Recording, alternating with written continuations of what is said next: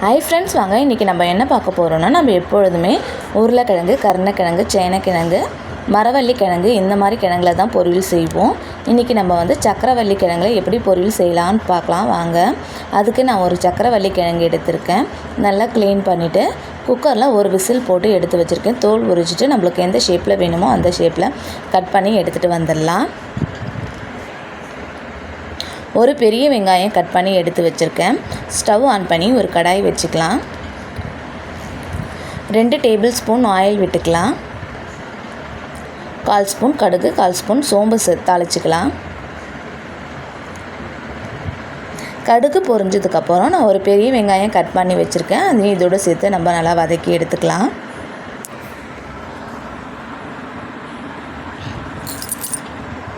நான் ஒரு கொத்து கருவேப்பிலை எடுத்திருக்கேன். அதையும் இதோடு சேர்த்துக்கலாம்.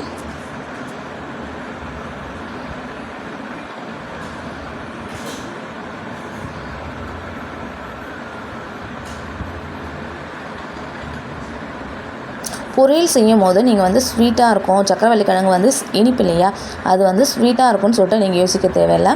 நல்லா உருளைக்கிழங்கு பொரியல் எப்படி இருக்குமோ அந்த மாதிரி தான் இருக்கும். நீங்கள் செஞ்சு பாருங்கள், நல்லா உங்களுக்கு விரும்பி சாப்பிடுவீங்க. நீங்கள் சாப்பிடாதவங்க கூட நல்லா இந்த மாதிரி பொரியல் அடிக்கடிக்கு செய்ய சொல்லுவாங்க. இப்போ நல்லா வந்து கோல்டு கலர் வதங்கிடுச்சு வெங்காயம். இப்போ நம்ம ஒரு சிட்டிகை போல் மஞ்சத்தூள் சேர்த்துக்கலாம். நம்ம வேக வச்ச சக்கரவள்ளி கிழங்கை இப்போ சேர்த்துக்கலாம். நான் வேக வைக்கும் போதே கொஞ்சம் போல் சால்ட்டு சேர்த்து வேக வச்சுருக்கேன். உங்களுக்கு இப்போ உப்பு பத்தலைன்னா நீங்கள் இப்போ கொஞ்சம் போல் உப்பு சேர்த்துக்கலாம்.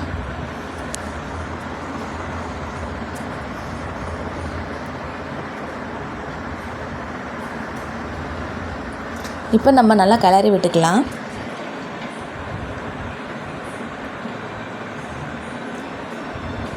இந்த பொரியல் வந்து சாம்பார் சாதம், புளி சாதம், எலுமிச்சை சாதத்துக்கு வச்சு சாப்பிட்டிங்கன்னா நல்லா சூப்பராக இருக்கும். இந்த மாதிரி செஞ்சு பாருங்கள்.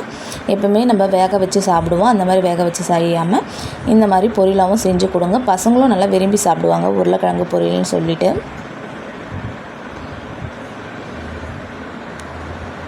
இப்போ ரெடி ஆகிடுச்சு சக்கரவள்ளி கிழங்கு பொரியல். பாருங்கள், உருளைக்கிழங்கு பொரியல் மாதிரியே இருக்குது. இந்த வீடியோ பிடிச்சிருக்குன்னு சொல்லிட்டு நம்புகிறேன். பிடிச்சிருந்தால் லைக் பண்ணுங்கள், ஷேர் பண்ணுங்கள், கமெண்ட் பண்ணுங்கள், சப்ஸ்கிரைப் பண்ணுங்கள்.